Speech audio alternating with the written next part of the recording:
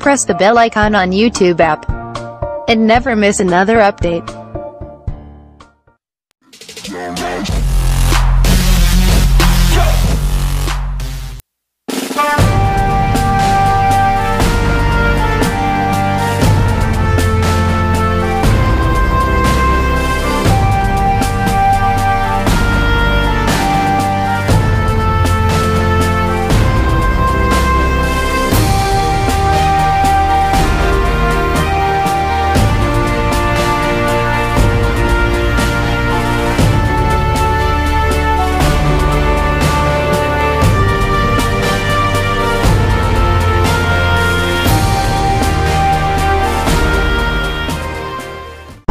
दोस्तों स्वागत है आप सभी को मेरे चैनल पर। मैं वापस आ गया हूँ एक और वीडियो के साथ आप सबको एंटरटेन करने के लिए।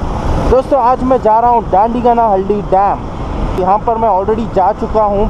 अगर आपको पहले वाला वीडियो देखना है तो आप ऊपर आई बटन में देख सकते हो।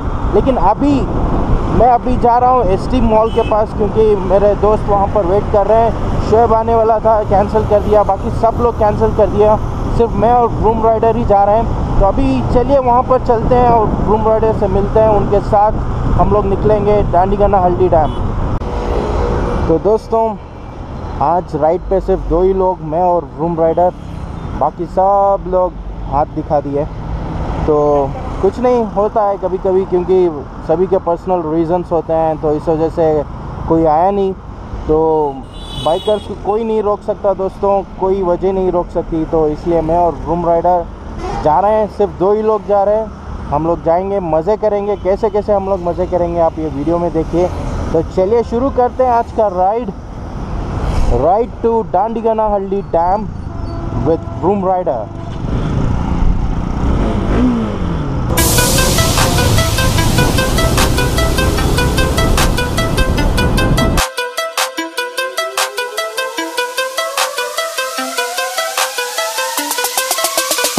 Me Godzilla, I'm a god killer. I rock a hot spitter, talking top hitter.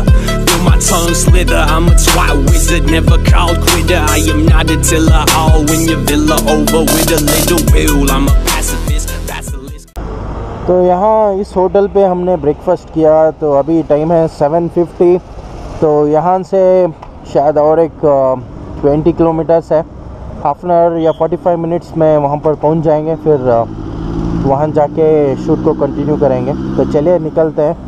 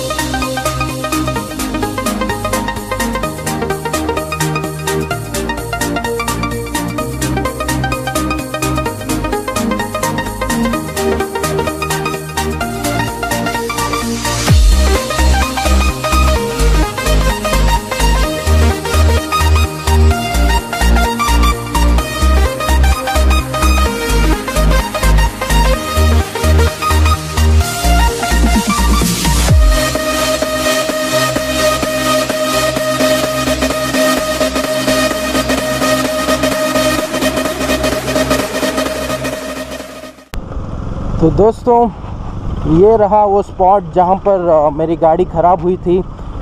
Chain jump होके व्हील में अटक गया था। तो मेरी बाइक को इधर ही पार्क किया था मैं।